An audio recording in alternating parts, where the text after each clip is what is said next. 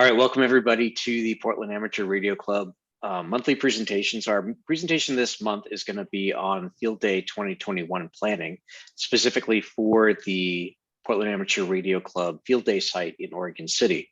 But we're also going to encourage you, even if you don't participate in the Oregon City site, if you are participating from home, or if you'd like to go out to other sites, there are going to be most likely a few other sites in the state of Oregon and probably drivable from Portland.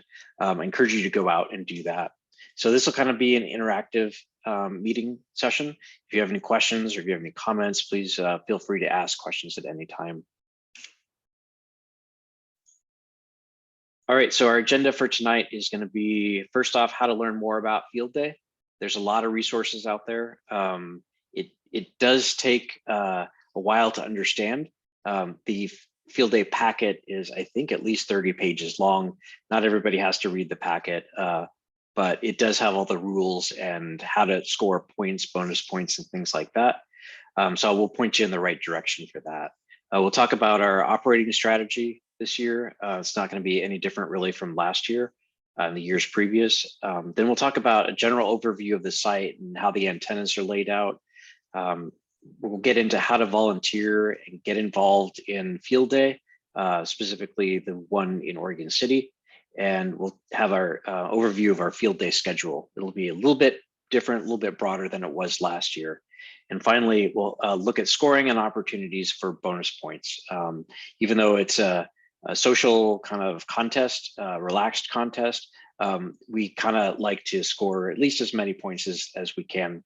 The points are published by the ARRL in their QST magazine in the December issue of each year. And we did pretty well last year, coming in #1 out of 3 entries in the 4 AB category in the 7 land, I believe.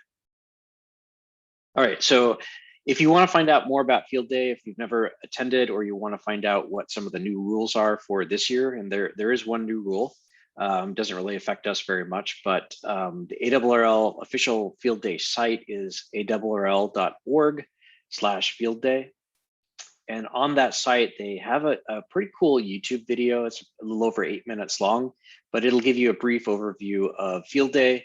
And it's also kind of cool just to look in and see what other Field Day sites look like and how they set them up. So that's a pretty nice video to watch if you get a chance. They do have a Facebook page also, and I'll post that link, or if somebody wants to post that link in the chat. And then there's also the Field Day packet, which is the full rules and recommendations and tips and all that. It's in a PDF form, so you can easily download it and read it as you're going to sleep at night. And then finally, there is an ARRL Field Day Locator. And if you go to arrl.org/fieldday-locator, you'll find our site is already up there in Oregon City, but you'll find that there's, I think, 1 or 2 other sites in Oregon already. There's a total of 214 sites a couple hours ago when I looked in the nation, but usually probably between now and beginning of June, there'll be a lot more that are listed up there. So our operating strategy is we'll be running 4 HF stations, 1 VHF/UHF station, and 1 get on the air station. So the 4 HF stations are going to focus on all 3 of the popular modes, which is going to be Morse code or CW, voice, and digital. And we were actually pretty successful at getting a lot of CW contacts. They are worth more points than the voice or digital, but voice and digital are also a lot of fun.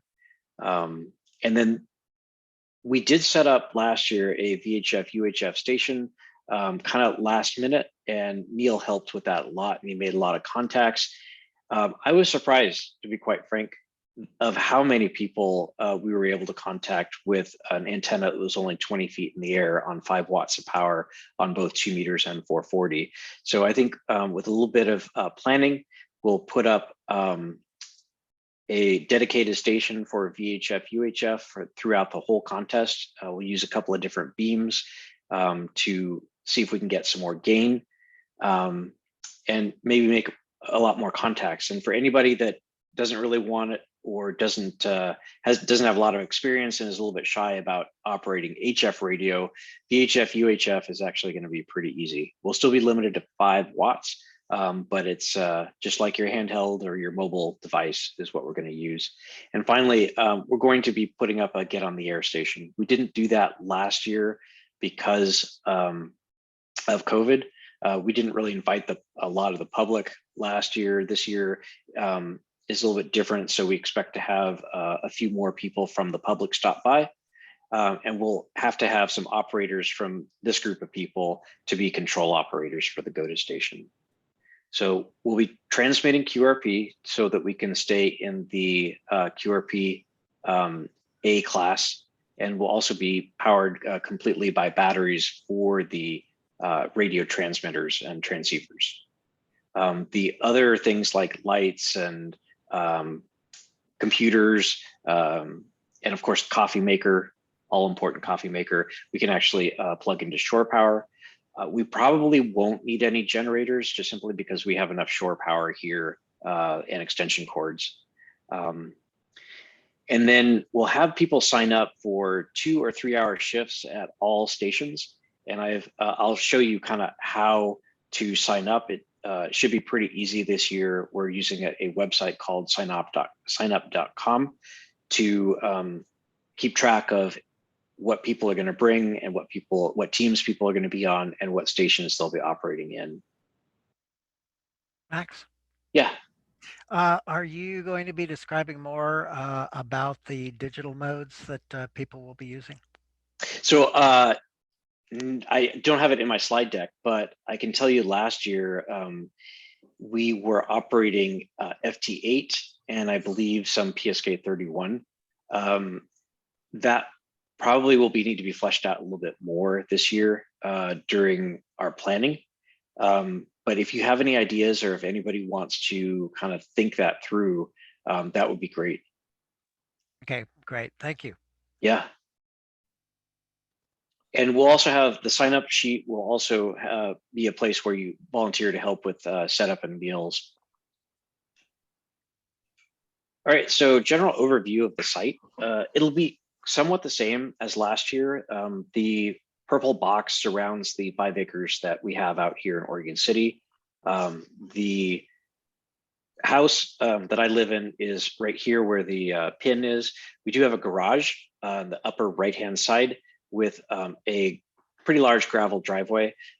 If you are handicapped or you do need some additional assistance for parking, you can park in that area. But general parking will be just in this second field down here. There's plenty of space to bring your car, your truck. And if you'd like to stay overnight, either tent camping or RV camping, make sure you contact me before, but we can definitely, have space in the back here on either side where you could do that. Our 4 stations that we had last year, actually it's 4 stations in the UHF, VHF station.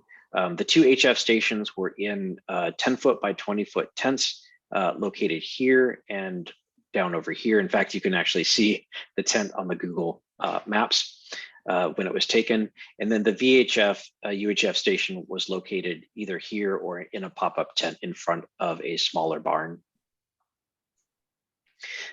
The red line indicates a catenary line that we set up. It is a 600-foot catenary line made of Dacron rope that is strung between some trees on my place and some trees way over on the other side of the neighbor's place.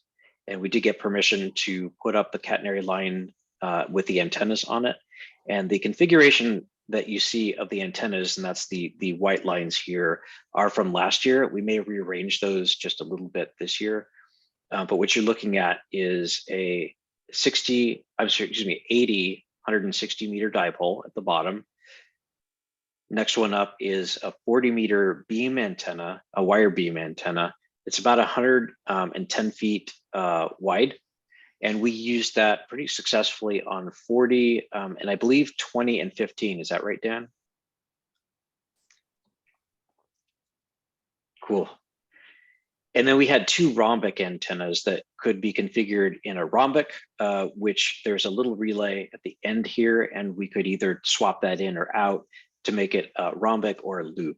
And those were used on 80 meters, 40 meters, and I think 15 meters. Lee, do you remember what bands you used last year?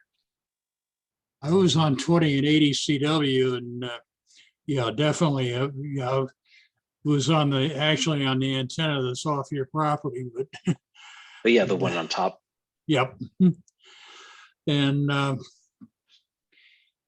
yeah, I'm going to suggest, if at all possible, that 80 and 160 dipole not be used this year, and that instead, we had a discussion about this the other night at the planning meeting for the Saturday night planning meeting, but or Friday night, and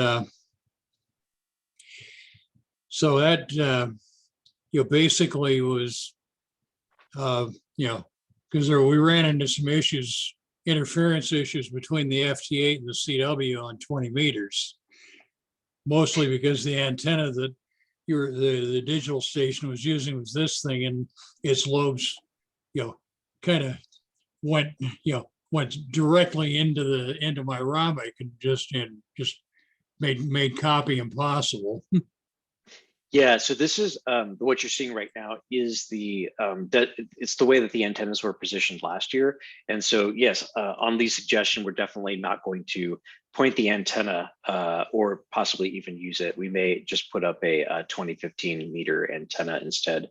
So we do have a little bit of tweaking this year to optimize the antennas. This is our second year at this site.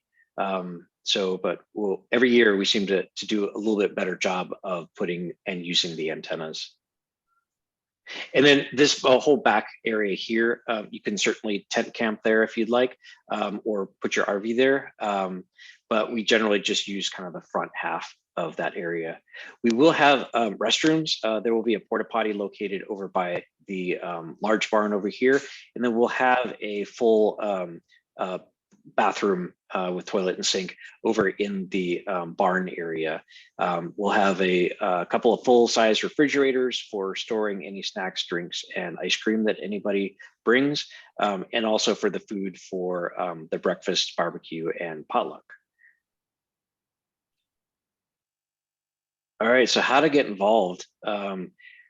You will be able to, for at least for the, there'll actually be two sign-up sheets. There'll be one just kind of for all the radio activities, and it's mainly the operation. So logging and radio operators would log up or would sign up for 2 or 3 hour shifts on the website that I will give to you in just a minute. Feel free to sign up for multiple shifts. But the reason that we wanted to do this is to give kind of everybody an opportunity. There's plenty of openings and times for people to sign up. We do have 4 stations with 2 positions each. One is a logger and one is the radio operator.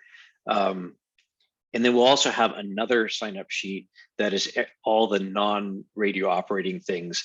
And that's to bring equipment, shelters, tables, chairs, also to volunteer with setup and the preparation of the meals and things like setting up the antennas on Friday, Saturday, and Thursday, Friday, and part of Saturday. And go ahead. Oh, I was at Max, maybe just kind of given the general time frame of when we're setting up and when we're operating, so that the folks kind of have an overall sense of what kind of a commitment. Oh, there you go. Yep. I was jumping the gun. You read my mind, Dan. Yeah. Yep. So the activities are going to be setting up the antennas first and the feed lines and the operating stations. and the visitor check-in will set up that area, signs around, and the food areas. And that's all going to happen Thursday, starting at 5 p.m. to 9 p.m. We'll generally focus on setting up the antennas, the catenary lines, and the feed lines on Thursday, starting at 5 p.m. Then Friday, we have all day, starting at 8 a.m. until however long it goes, to continue to set up the antennas, feed lines, and the operating stations.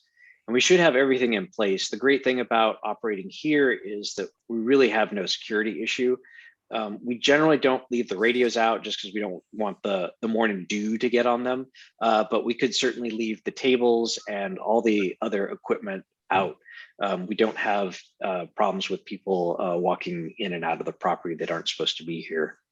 Then Saturday, we'll have a little bit more time to complete setup between 8 a.m. and 11 a.m. because then starting Saturday, 11 a.m. to Sunday, 11 a.m., we're going to have a full 24 hours of radio operating, food, and socialization. And finally, at the end, after our Sunday breakfast / brunch, we'll have some time to tear down the stations. We can leave the antennas up. We can probably leave the feed lines up also, but things like breaking down the tables and the tents and things like that. To be honest with you, last year I was quite surprised at how fast it went. I think we just had quite a few people there helping out. So even if you just can chip in 20 minutes or half an hour, that would be great to help kind of break everything down. And if you bring equipment, feel free to take it at that time. If you're not there, we can certainly store it safely until you can come back and pick it up. So I wanted to stop here, just take a breath and find out if anybody has any questions. Max, I might just, just to back up a little bit to give them to folks a context for the whole contest, in case you're not familiar with it. Yeah. Real quickly, maybe most of you know that, but I don't want to assume that everybody does.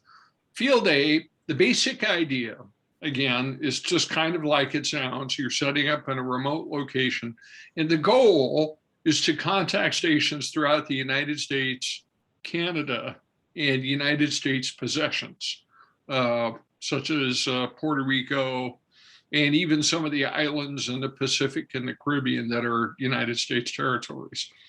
And each station may have what they call a different class. In other words, our class is going to be 4 Alpha, which means we'll have 4 operating positions at a minimum. I guess that could change if we even set up more. And then what type of power, whether we're using land-based electrical power like shore power or battery operated or various combinations therein. And also we've bootstrapped ourselves, so to speak, or limited ourselves by using only 5 watts of power, which, a lot of the stations, will be using, very high power. So it makes us a little more competitive and a little more,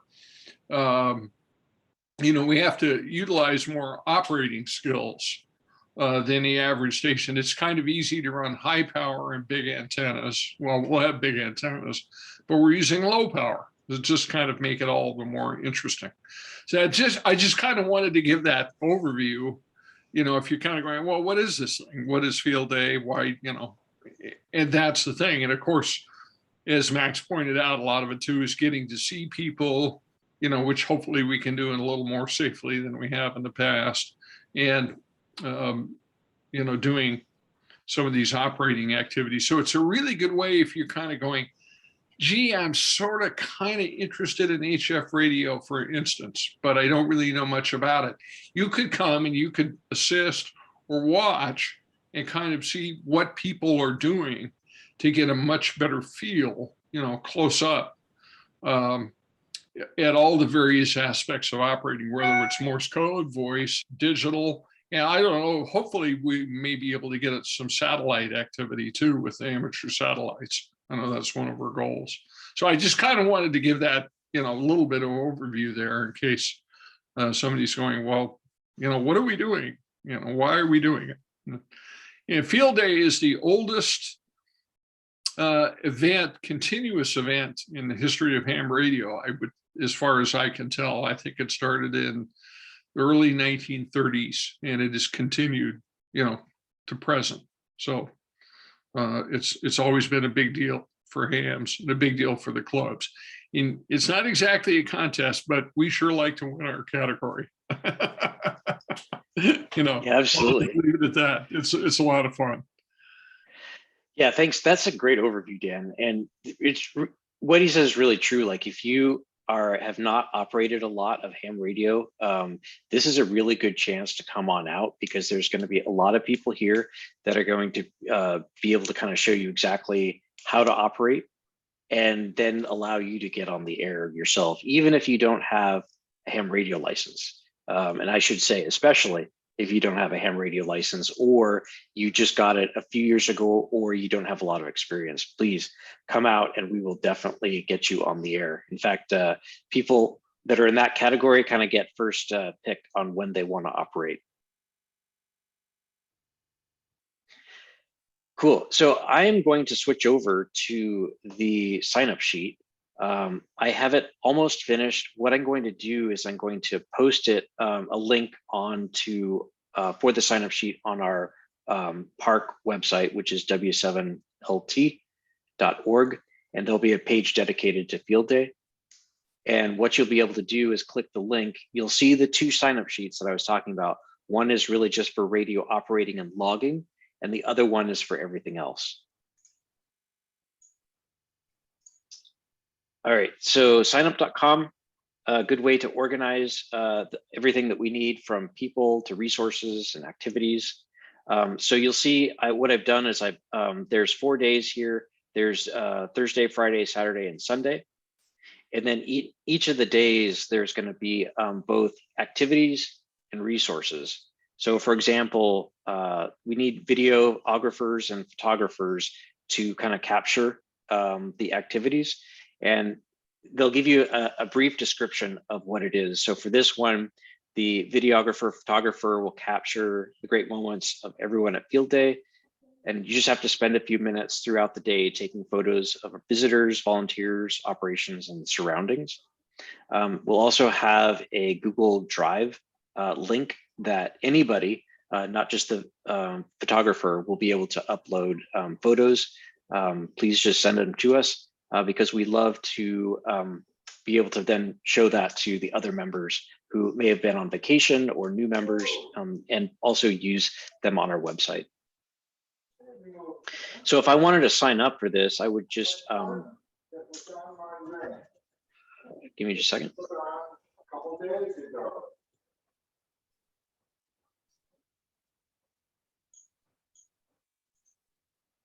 It actually might not work. Oh, I'm sorry. This is not the sign up sheet. This, let me switch over to the other sign up sheet.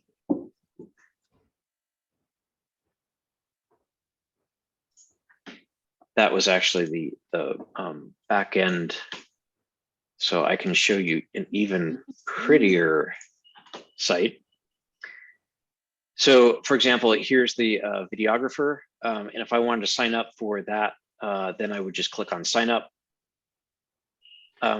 If I had already put my name in there, so it knows who I am, but you would just put your name in there, how many spots. And for this particular example, it's really only one. One spot. You know, it's not like you're going to be two videographers at the same time.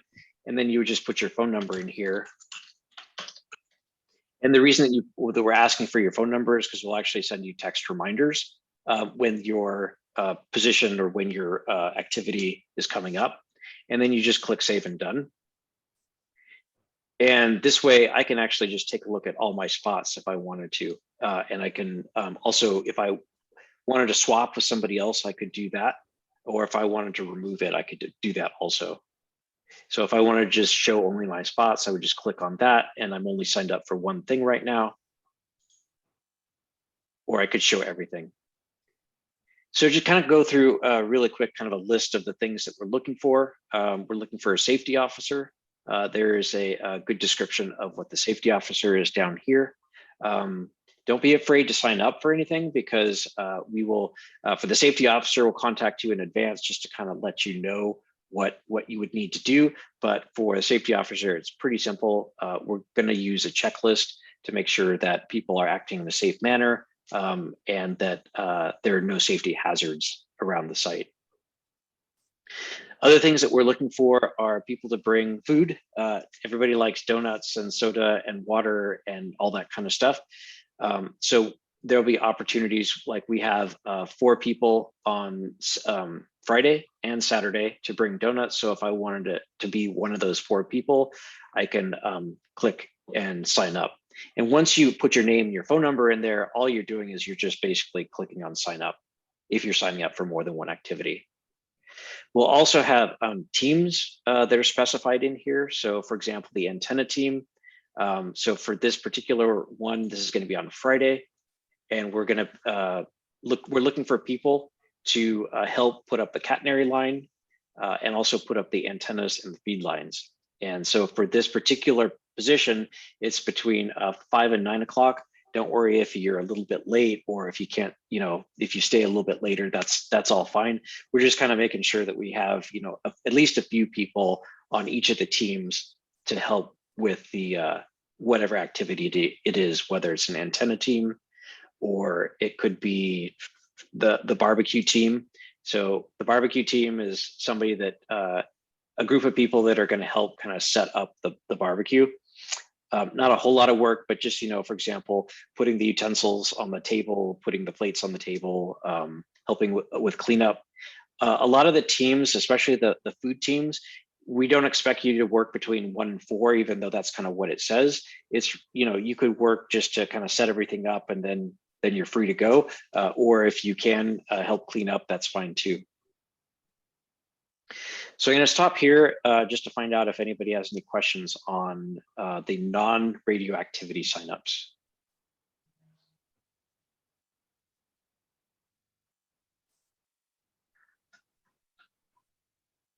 One thing that doesn't show up on mine, because I've already clicked I agree, but we do have a waiver that kind of does 2 things. And so when you first sign up for something, just read the waiver. It basically says that you need to be careful around the site, because it is it's not a bubble wrapped site. And then the other thing is that we can use photos of you in our website, brochures, and things like that. Cool. The nice thing about doing it through this is that anything that you sign up for, you can add it to your calendar or your iCalendar. You can print your spots out if you wanted to schedule, if you signed up for a lot of them. And it just gives you an idea of like what we need. So, if you wanted to, you're like, I'd like to contribute some way, but I don't know how, just take a look on this list for volunteer positions and resources. For the most part, we do have all of the equipment that we'll need. So we're setting up 4 L-craft radios, either KX3s, most likely. We may have to swap in a KX2. And then for the VHF station, we'll have, and the GOTA station will have radios for that too. We'll have antennas and feed lines. I'd encourage you to bring anything that you think you might need while you operate. But if you, this is not like an event that we would need you to bring your full radio setup, just simply because we do have the radios that are all going to be set up. All right, what I'll do is I'm going to bring up the radio operator schedule.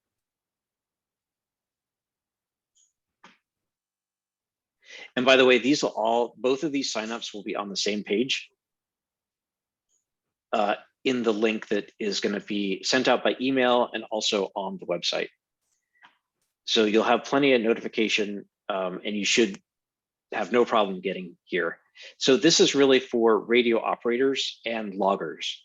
And so for each one of the stations for a set period of time, it's 2 hours in the from the start of the contest until late at night. And then I kind of extended it out to 3 hours after 9 o'clock, because we don't need to swap people in and out as often between 9 p.m. and about 6 a.m. So you can see that if you wanted to be like a station 1 operator, you can sign up for that. Again, just putting in your phone number one time. And then if you want to sign up for additional, like you wanted to sign up for later in the day, you want to sign up for a station 1 logger, then you just click on sign up. There is a description for each of the activities, logging, station control. So you can read those. If you have any questions, my contact information is going to be on both our website and then also in the emails that are sent out to you. So if you take a look, and I'm just going to remove myself from a couple of these spots.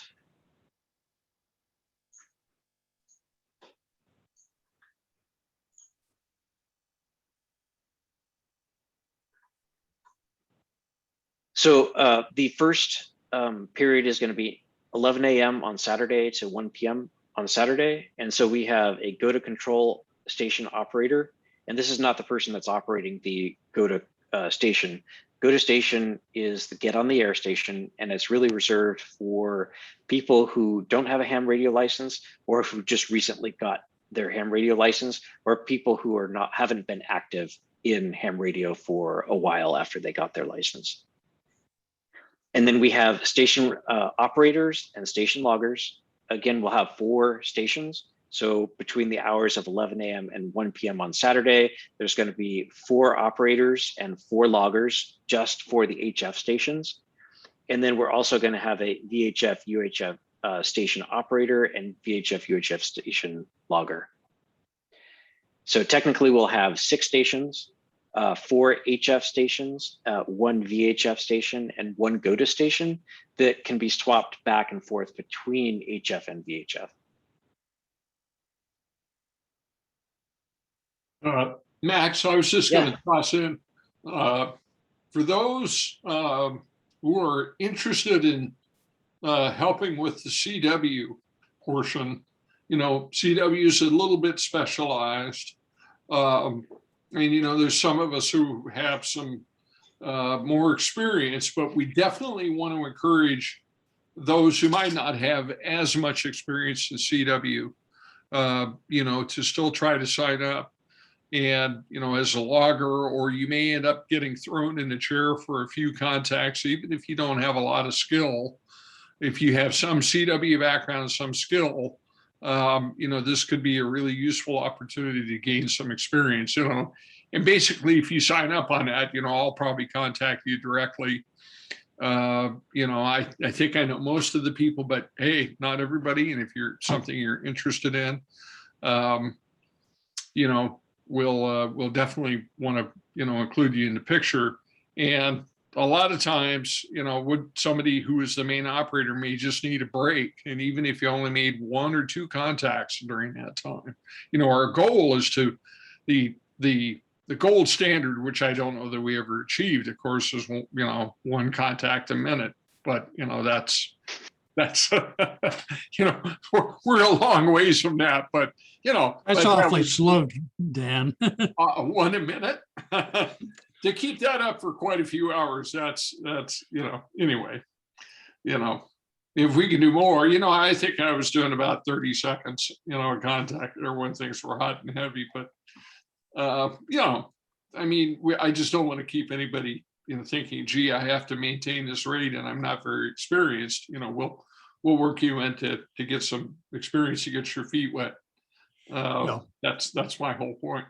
Actually, search and pounce sometimes it does include longer waits between contacts. But, and at 5 watts, that's the advisable way to go. Right. We've had a few what we call runs. I remember it was 2 years ago, I think, on 15 meters when it opened up. I was running. It happened to open up on Sunday morning, for about a 3 or 4 hour window, and I really, was able to nail a bunch on 15. So it happens, but But anyway, I just wanted to throw that out there so that you folks, if you're interested in that particular mode, and I think to a large degree it's going to be true with the other ones, but CW might, seem a little intense, but if you're interested. So of course, Well- I'm directing it to some of the people like Michael and Nick and some of those guys that already know that I'm going to browbeat them into helping out. Yeah, also George. Yeah, George and some of the others. You will be put to use. Yes, I will. If nothing else, George, I will be press ganging you to cover for me on stuff. Yeah, indeed. So, And same with Pete Rodebach. yeah, we got to get Pete. We got to get Pete back on the hot seat this year. Yeah, thank you very much for that, Dan. And that's a very good point. Like, don't be shy about signing up for a few blocks of time, both as a logger and as an operator. Even if you have never done this before, we will get somebody to sit down there with you and walk you through exactly how it works to make you successful and happy on making contacts. I would suggest that if you've never ever done HF before, maybe just block a time or two as a logger. Because that way you can actually watch what the operator does, and logging is pretty simple. It's dead simple. CW, even if you want to log for CW, you can do that, because a lot of times the operator will just tell you what call sign, what section, and they'll give you all the information. All you have to do is type it in and hit return. So if you're good, and where that's concerned, because we're conducting the contacts for our keyboards as well, the operator actually ends up doing all the logging on at least in the CW. Yeah. So, it's just a matter of, being able to, identify the station you're going to work, put the call sign in. I've got macros that cover everything else on mine. So, yeah, that's great. Yeah. I mean, Cool. I might as well be operating a RIDI contest for the way I do it. Yeah, somebody asked about what kind of digital in the contacts in the chat, and I think Lee, you said that FT8 and PSK. and PSK, yeah. RIDI really requires more power than we're going to be putting out. I mean, we don't have, although we've got some awfully good antennas, they're not that great. Yeah.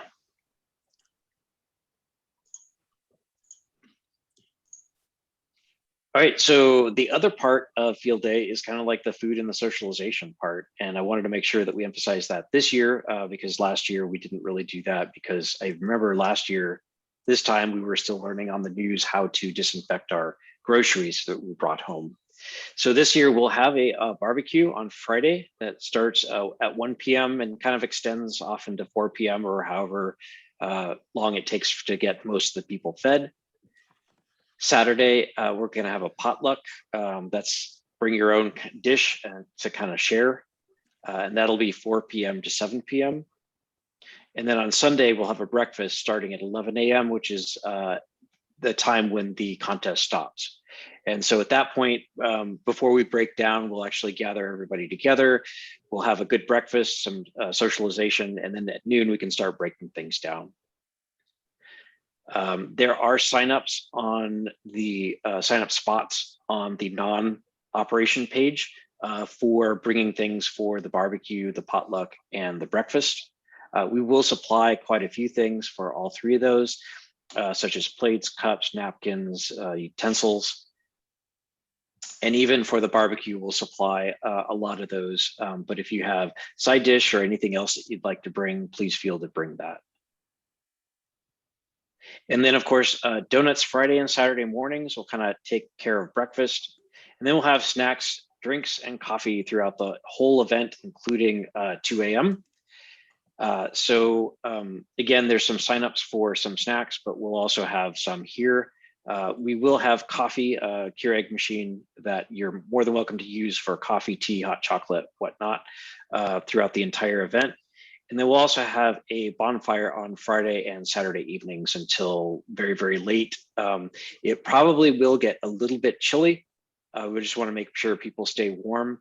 So as far as clothing to bring, if you are planning on staying when the sun goes down or overnight, please do bring your coat and any other layers that you'd like to bring.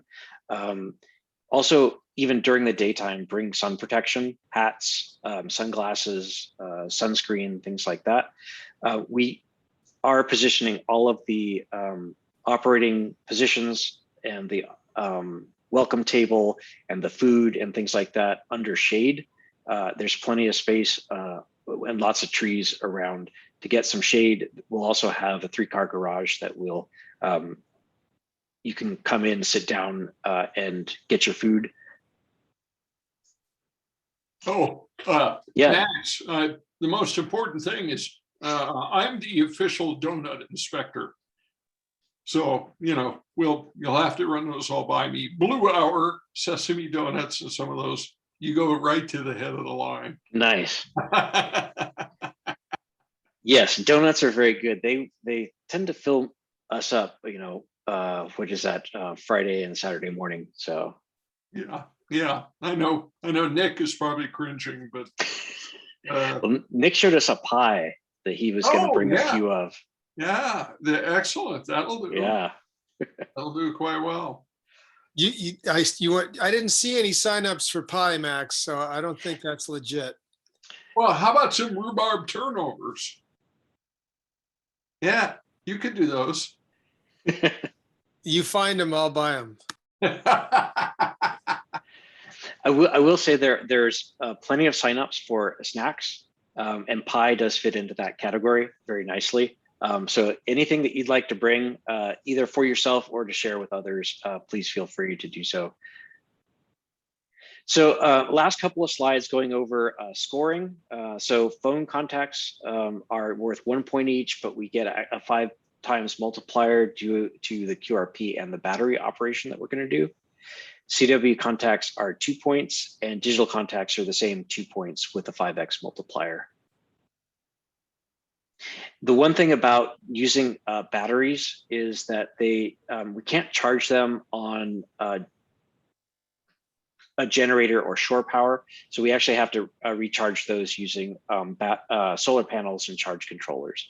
And I know a couple of people were talking in the chat that they had a couple of some solar panels and charge controllers. I have some here myself. Although last year, honestly, we actually were lucky enough to borrow some awesome batteries from Michael for 3 of our stations that basically could power them for a month. So we might be lucky again this year. I'll have to try to see if we can sweet talk Michael into bring those again. All right, so we have an opportunity to get a lot of bonus points. And all the details are in the field day packet or the field day rules if you wanted to download that and take a look. But here's just some examples. I hope I got all of them. So each QRP transmitter is worth 100 points. If we have a safety officer that's on site at all times, that's worth another 100 points. That's just kind of a good thing to have anyway. Alternate power, since we're running it off of batteries that are either fully charged at the beginning or charged using alternate renewable resources, that's worth 100 points for 5 QSOs.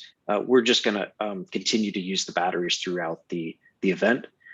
Media publicity. So we are looking for people that can help write a press release and send it to other media organizations. A lot of times, news organizations, TV, paper, they will actually like to print up some of these events that are happening. So if you wanted to sign up for one of those spots, feel free to contact me because I do have some example press releases that are very easy to alter, and it's very easy to just email these press releases in. We'll have a public information table that's worth 100 points. It's kind of a public/visitor check-in. And then like Dan was saying, a satellite QSO, one satellite QSO, which is really all we need to do, is worth 100 points. We had a couple people try last year. It's not easy simply because you're talking about a lot of people trying to get into the same satellite on field day, but we can give it a good try if anybody would like to do that. We do have satellite equipment if you'd like to give it a try, or if you have your own satellite equipment, feel free to bring that too.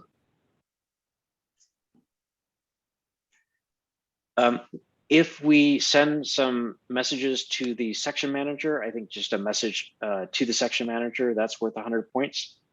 If we copy the W1AW field day bulletin that's transmitted both on, I think, voice, CW, and PSK, that's worth 100 points. We probably will just kind of have most people stop and copy the W1AW field day bulletin if you wanted to try to do that in either Morse code or PSK. It happens several times during the event, but I'll make sure we have that schedule posted so that everybody knows when it's coming up. Yeah, 6 o'clock on Friday evening, that one actually counts for the CW bulletin. The Friday evening bulletin transmission includes the field day bulletin. Oh, nice. So we have a few Yeah. opportunities. Yeah, and also the digital ones, same thing. And yeah, that's actually sometimes a better time to try to get it, because you don't have people calling CQ on top of 1AW. Yes. No, that's a good point. And then ARRL likes to see young people get involved in ham radio. So we get 20 points for each participant 18 or younger. So I've already had some people contact me about, is this a kids friendly event? And it definitely is. In fact, if you have kids of any age, we will try to get them on the air. And they kind of will go to the front of the line for that. So especially VHF, it's fairly easy. I've heard of some kids coming kind of shy to get on the radio, but then they're actually making lots of context by a couple hours in. If we submit our electronic log at the end of the contest, that's worth 50 points. If we're visited by a representative of an agency, like a served agency, that's worth 100 points. If we're visited by an elected government official, that's worth 100 points. So if anybody knows of anybody they'd like to invite to the event, feel free to invite them. We will have a go-to station, and we get 20 points for 20 QSOs, a maximum of 100 points per operator. So that is actually a really easy way to collect some points. And I think we already did the message origination to section manager, 10 points for each message. And I think you can do 10 messages for a maximum of 100 points. And then if we do some NTS or ICS 213 messages, we can also collect up to 100 points for that. And that is all the bonus points that I have. And that's the end of my formal slides. So if anybody has any questions, comments. Actually, I do. Yeah.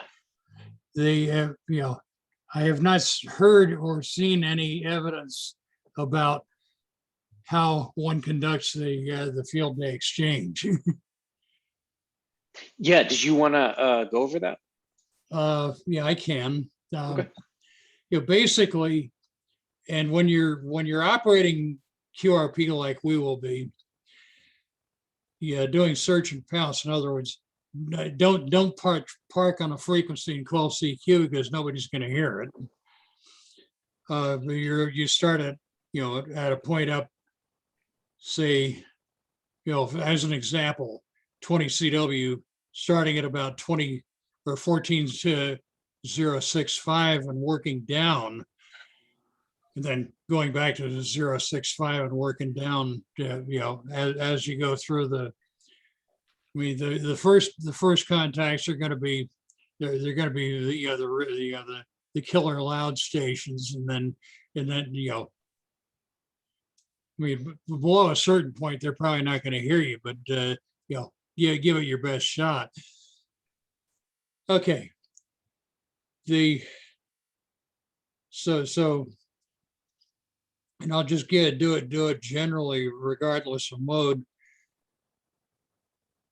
Other guy's call sign, which you presumably you've copied before you try to call them. Other guy's call sign says, is your 4 Alpha Oregon from W7LT. And so, basically, yeah, and the same thing on CW, it's, blah, blah, blah. Thank you to you. Your 4AOR D or W7LT. And then go on. Basically, you want to streamline things as much as possible, but include all of, that what I've just given you is the requisite information. That's all you need to do. Make sure that they've copied it as well. Usually when somebody else will be calling CQ, you drop your call sign in, he hears you, he'll respond. And trying to remember the sequence of events here. Yeah, actually he'll go into their exchange, W7LT from blah blah blah, 3 Alpha BC, and go and so forth. But basically you've got to give the other station's call sign, your call sign, and the information exchange, the 4 Alpha Oregon, has to be in every exchange. And I see that one. I see that one blown all over the place all the time. But legally speaking, that is the legal exchange is as I gave it to you, blah blah blah. 4 Alpha Oregon. And if you've copied his exchange, R or TU for copy that depending on what mode you're in, and 4 Alpha Oregon W7LT.